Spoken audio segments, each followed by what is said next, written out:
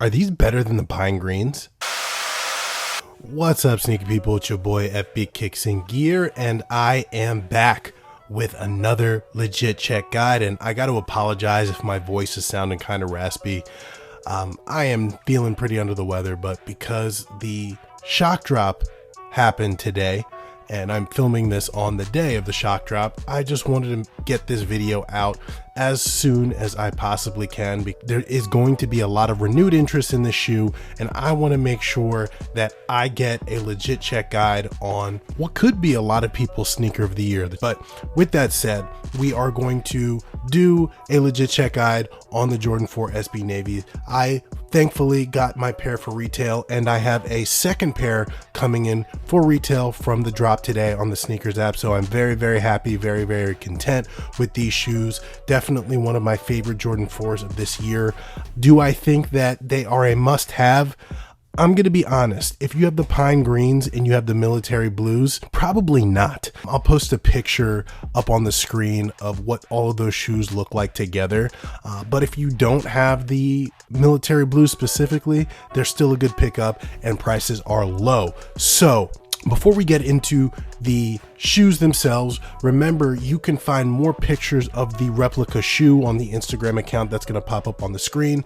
You guys know that when it comes down to it, knowing the details on the fakes can go a very, very, very long way. Remember, if you want to spend your money on the authentic shoe, you don't want to get scammed by these. And that's why I'm doing these videos. So go to the Instagram account that popped up on the screen so you can get more detailed pictures of the rep, and let's get into it. So just like on the Jordan 4 Pine Green SB, which I have many, many, many legit check guides on this channel, check them out. The boxes are the same, and when it comes down to the color of the boxes, there's just a slight difference in color going from the cream sail whatever color of the authentic pair to the replica, and the same thing carries over from the pine greens to these. The rep just seems a little bit more pale, a little bit more lighter of a color when compared to the authentic pair. Side by side, they're very difficult to see, but there's a slight color difference nonetheless.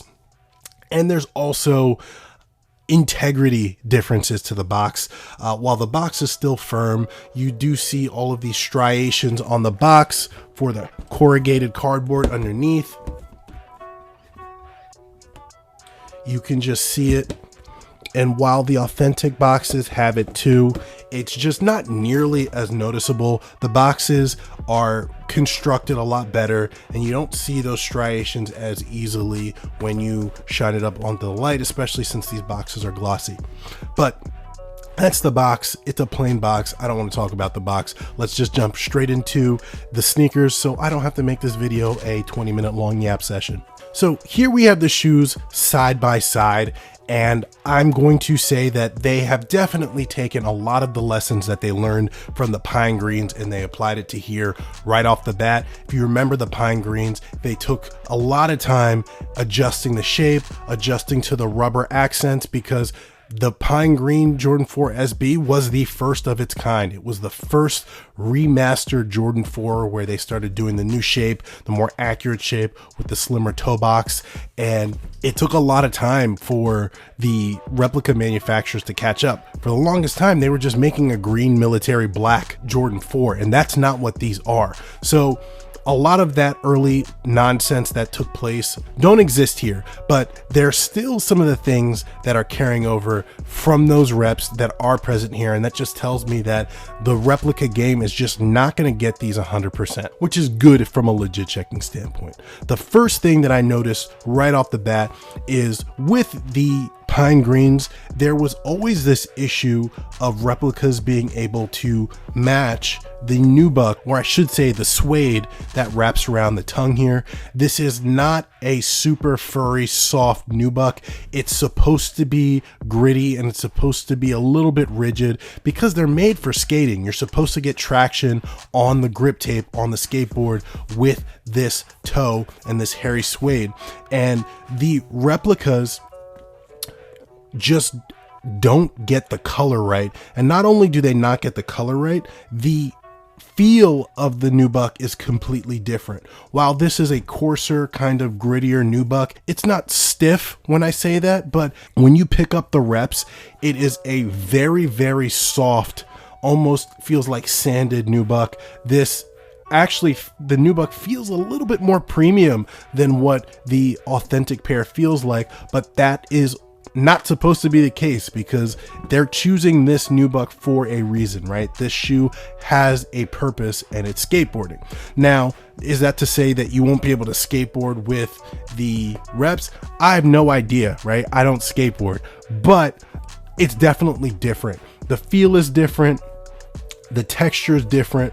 And most importantly, you can see that color difference. The authentic pair is significantly lighter and the rep is darker of a gray, and you can see that moving across. Now, when it comes to toe box shape, the rep is actually not that bad. It's pretty good, although it is still a tad bit more bulky than the authentic on the bottom. They have really outdone themselves on the shape of these new Jordan 4s, and it's in full effect here on the authentic pair, and the rep just does not match it perfectly. It's definitely a lot slimmer than the previous Jordan 4s that I have seen, and it's definitely got that rolled flat look to it, but it's still a little bit bulkier than the authentic pair. While we're talking about kind of the shape and the materials of the shoe, let's just do a good side by side so that we can get a good indicator of where the reps actually stand when it's compared to the authentic pair. And when you hold them side by side, they actually look pretty close, but there are some minor differences, and a lot of these differences kind of carry over from the previous Jordan 4 SB as well. One of the things that continued to be a case in the previous pair is that the color of the midsole, outsole on the authentic pair is always different, slightly different when compared to the rep. You can see the rep is a bright white, while the authentic pair is a off-white, almost like a very light warm gray. Moving along from there, we can see that the blues are also a little bit different. They are very close, but the blue, or the navy I should say, on the authentic pair is a little bit darker, deeper of a blue compared to the rep. Hopefully you guys are seeing that pretty well, but in person there's definitely a slight color difference, and the blue is a little bit more muted when compared to the authentic pair. And when you come in real close, you see the paint strokes on the authentic pair when you don't see them on the rep. And this is something that has been the case for replica Jordan 4s for a while now. I don't understand how they have found a way to apply this paint without any strokes at all, or very little strokes, while the authentic pairs, you can see the strokes pretty easily when the light catches it. But hey, that is just something that happens to be the case with replica and authentic Jordan 4s.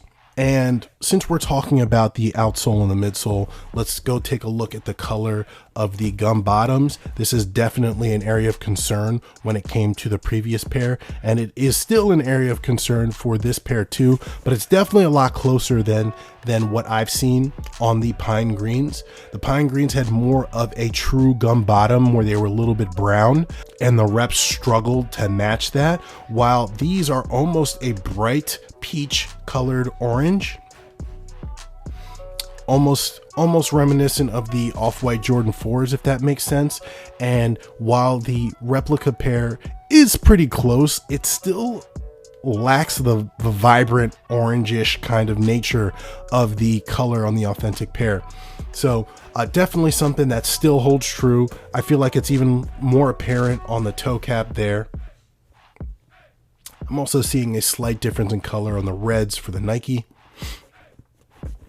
Moving on to the back of the shoe, you see, again, a slight color difference when it comes to the back tabs, although unlike the first rounds of reps for the pine green pair, they have gone straight to rubber instead of plastic like they did early on with the pine green reps. But the color is just ever so slightly darker and more muted on the rep than when compared to the authentic pair. And you can even see that color difference in the contrast of the stitching as well. It's definitely more of a light, more vibrant blue on the authentic pair and more of a grayish navy blue on the replica.